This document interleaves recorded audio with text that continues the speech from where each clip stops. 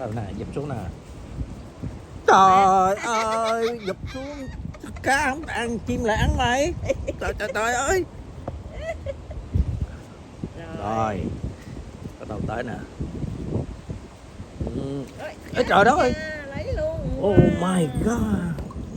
Đá lên, ăn lẹ lên mày. Giật xuống là bắt đầu luôn tới đó. Chưa giật xuống cái ghê không?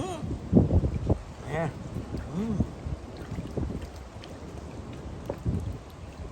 Ghê không?